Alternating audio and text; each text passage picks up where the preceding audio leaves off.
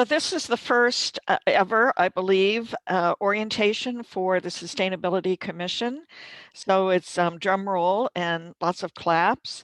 I would like to thank John and Terry and Ellen for helping to develop tonight's program. Orientation. So a clap for them as well. So we have 30 minutes and we've tried very hard to develop an orientation that we can get through in 30 minutes. And we will want your feedback because this will provide a template for future orientations, perhaps not just for this commission, but for maybe other commissions in mission as well. So we'll start with just doing an overview of where the commission lies within the city. And most of this, I think that you probably do know that we report to the city council, or we're under the city council. And then the Sustainability Commission has three primary subcommittees: the Recycling Subcommittee chaired by Terry Baugh, the Communities for All Ages Subcommittee that is chaired by myself, and the Scorecard Subcommittee that is chaired by Josh. So just a little bit more deeper dive into the Sustainability Commission, that this year, Josh and I are chair and co-chair. And of course, you know that Emily is our staff liaison. And overall responsibilities is that this commission advises the Mission City Council on policies that pertain to sustainable practices that impact the natural environment, the economy, and the community. And so by code, the commission consists of 11 members, one of whom may be a non-resident. And so that we're thankful that Lenny is our non-resident representative and at least one member from each ward. So I don't know what we're going to do about Ward 2, but that's for another meeting, another time. And then 2 members may be youth members.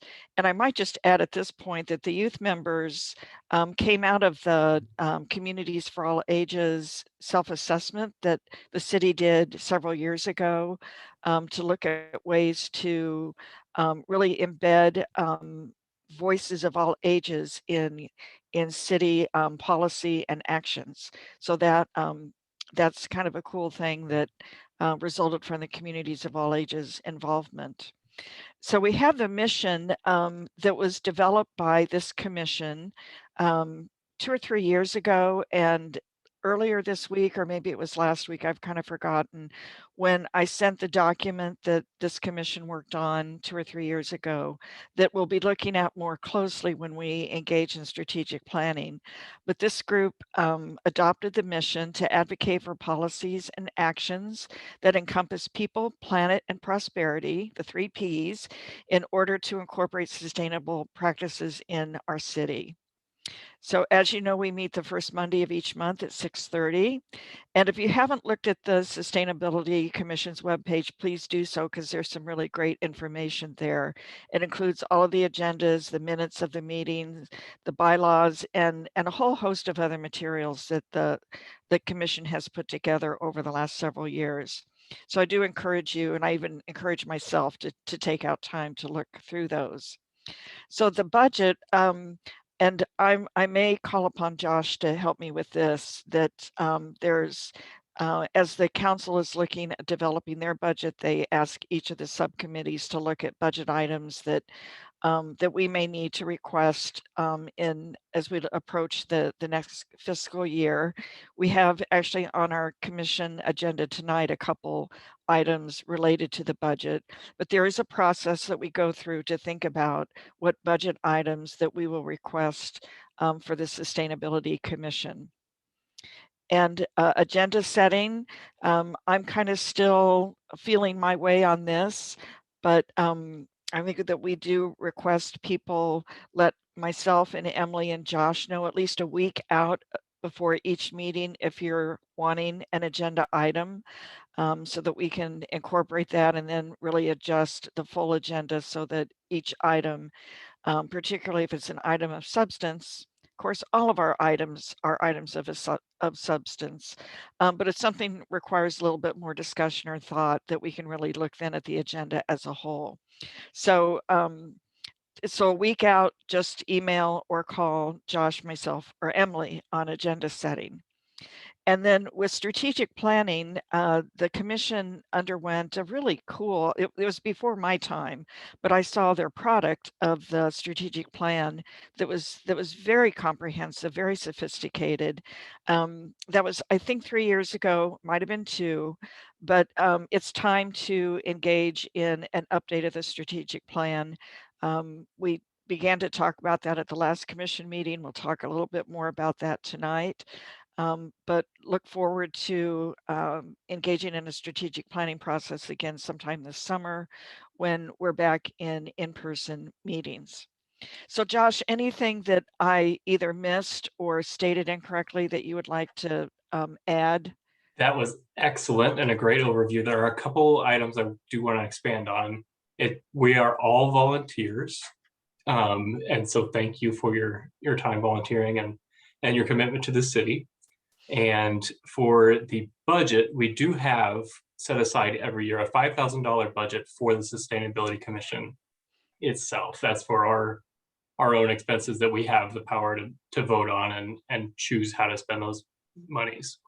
There is, in addition, in our advisory role of the city council, we can have budget items that we are either bigger or separate from that $5,000 bucket that we can advise the city council on that overall city budget as well.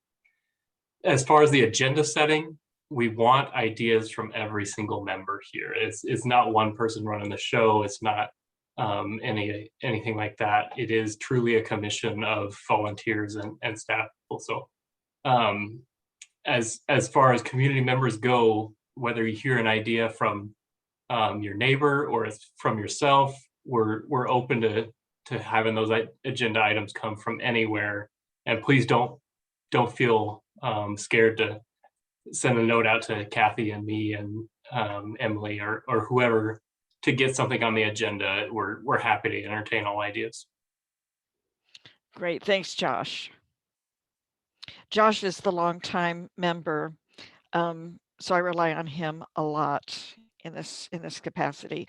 So the next 3 slides are going to be reports from each of our 3 subcommittees. So we're trying to do a high-level report on each. If you have questions about any of the specific programs or any of the information that's presented, feel free to reach out directly to the chair. So Terry, at this point, we'll turn this over to you. And if you'll unmute yourself. Thank you. That would make sense. Hello, everyone, and welcome. And Kathy, I just want to thank you for coming up with this idea. I think it's pretty fabulous because as you know, when you came on board, and same thing for me when I came on board, I didn't have any information like this. And I think it really helps people know what each committee does and gets them up and running quickly so that they can make continual contributions like all of us. So thank you for joining us, all you new people. It's wonderful to have such a variety of good people joining the commission. So to best describe the recycling subcommittee, I would say it's about education and action. Those are my 2 key words. We do try to have meetings every month, doesn't necessarily happen every month, but there's always things going on behind the scenes. And a long time ago, I can't remember how many years, we've done the Adopt a Street program, which is cleaning up on Shawnee Mission Parkway. I won't take the time to identify the exact areas. Our battery recycling program, I have been corrected. We've now collected 1.62 tons of batteries. Even during the pandemic, we have continued to collect a lot of batteries. I don't even know that it's down from previous year. We're very proud of those records. I suspect that we're about ready to send our 55-gallon drum of batteries. I'm glad I'm not on that pickup crew to the recycling plant. So that's going to happen soon. So again, as far as action, what I mean is like the ditch the bag program. Johnson County Health and Environment came up with the program on Ditch the Bag, and we collaborated with them to get that information passed out to the community. And that's what I mean about education. We even dressed up in trash bags and participated in the sunflower parade that we had prior year before the pandemic. So we're very much, show and tell kind of people. And I believe when it comes to recycling, you've got to show and tell. And I'm very proud of our holiday light collection program. Again, two different locations, the community center as well as Max Hardware, have allowed us to put our containers, our boxes into their facilities. And we've had another successful collection this last year.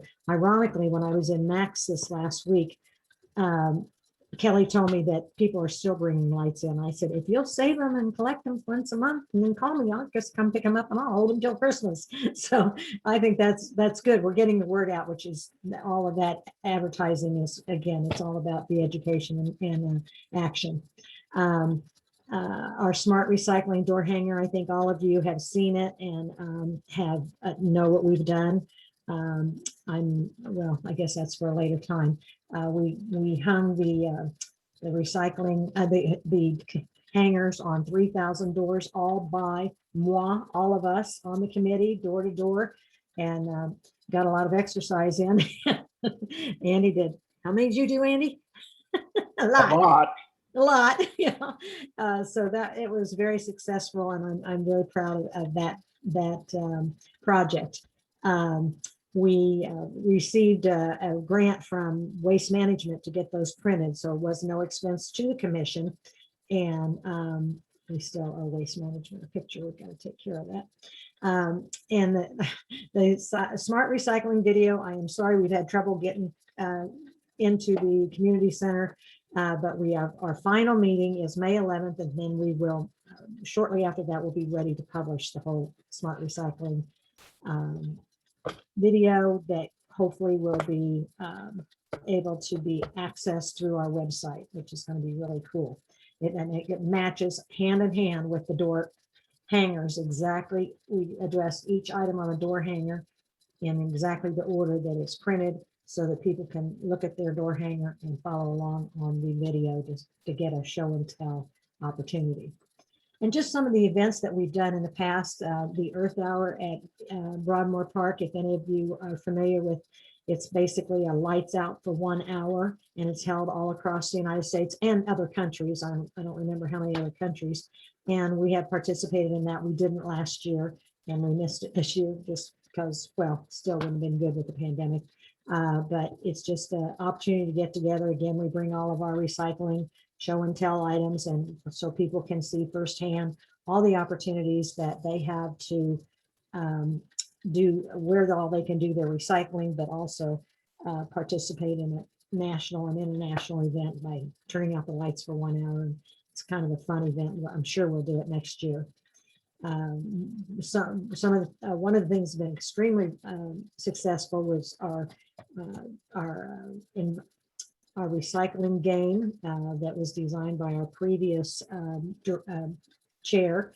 And it's really fun because we sponsor a table at each of the mission events, at the city events, and give out candy, which of course drags the kids, which drags the parents, and then we have an opportunity to talk to them about recycling.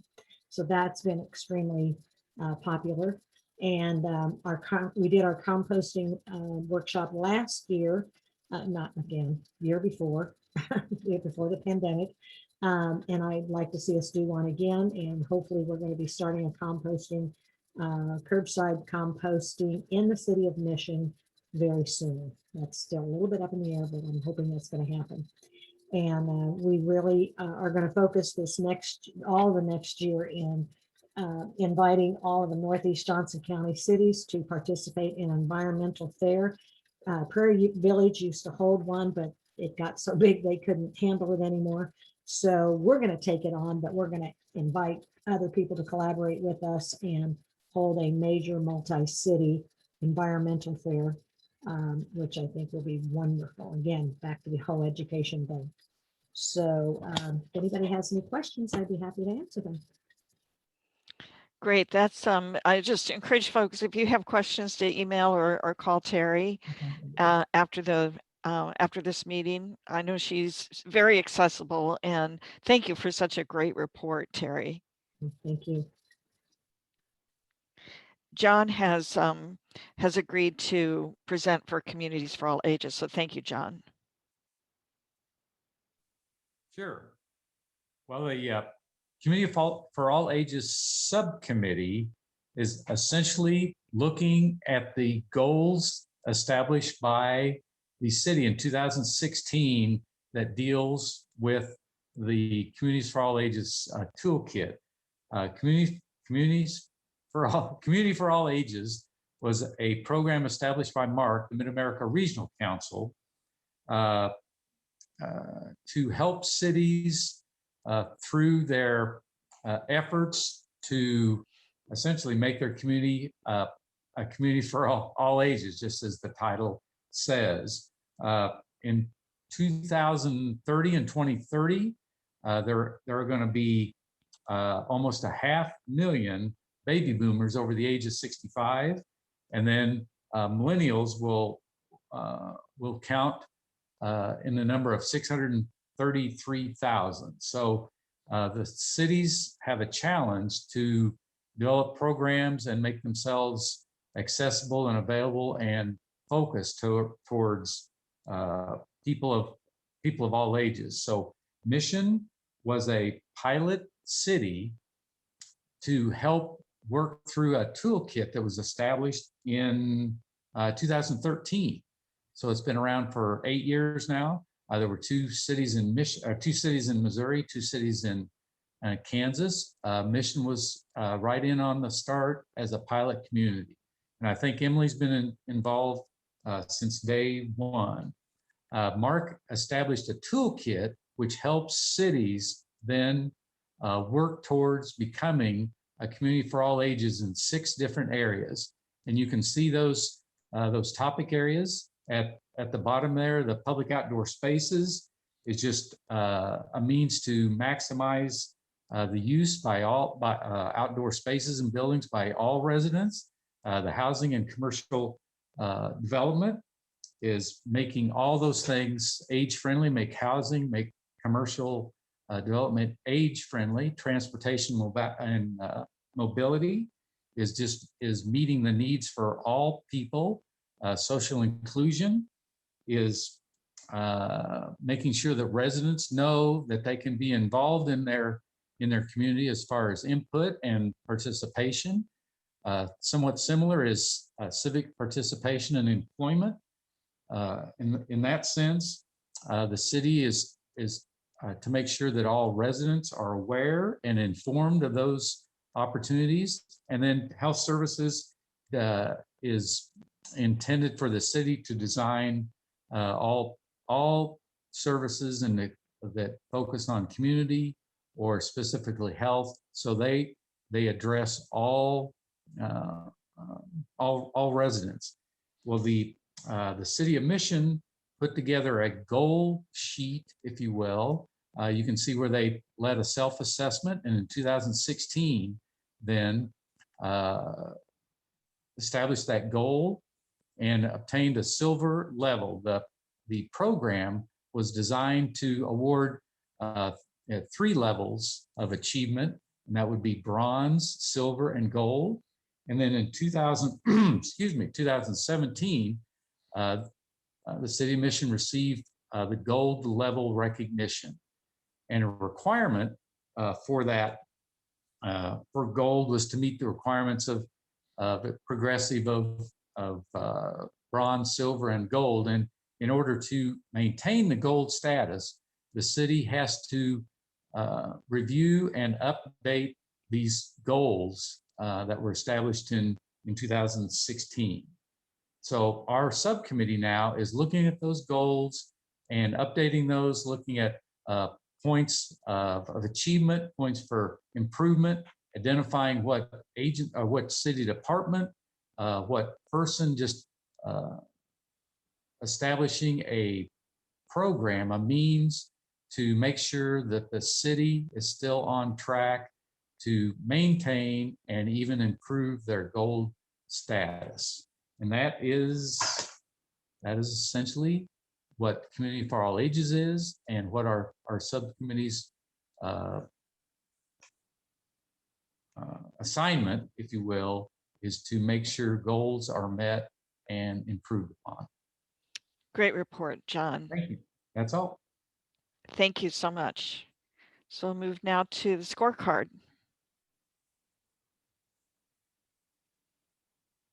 Take it away, either Andy or Josh. You want me to do this, Josh? Andy, if you could, yeah, I've been lots of different directions in my brain You the got it. past months. If you would, that'd be great. You got it. So the scorecard subcommittee, I guess I'll start by briefly describing this scorecard. I think most people are familiar with it, but this is a process by which developers who are interested in pursuing sustainable projects can get a little bit of a reward for doing so. So the idea is that developer who's interested in getting a certification or a recognition that they've gone through some of this process, we have a scorecard by which we have outlined a number of different areas on the scorecard that where they meet sustainable stuff. Where if they add a bike-friendly lane, or make the community more bike-friendly, say, or if they use sustainable building materials, if they achieve LEED certification, all of this stuff, there's a scorecard that goes through, and you get so many points for this and so many points for that. And if they meet a certain level of score, they get recognitions, and they can, depending on what level of the score they are. Excuse me. And so it's designed to be a carrot and not a stick. I like to say that a lot when I talk about this project. It's totally voluntary for people to participate, and it's designed to be a process by which you can only win. You can't lose by not going through this process. Excuse me. And so the scorecard subcommittee was formed once we started to think about, well, gosh, how should this process work? So as it says here, the primary focus of our committee is to oversee the process of reviewing all of these applications, and we actually score them as they come in, so the big group doesn't need to. So I've glossed over Josh's favorite part about this project, so forgive me for that, Josh, but I'll hit it now. The idea behind the scorecard is to reward stuff that developers do extra in addition to normal code requirements. There are certain things you have to do if you put forth a development in the city, minimum standards that your building has to be met to. There's also, on top of that, and that's the international building codes that we use and all the cities around us use.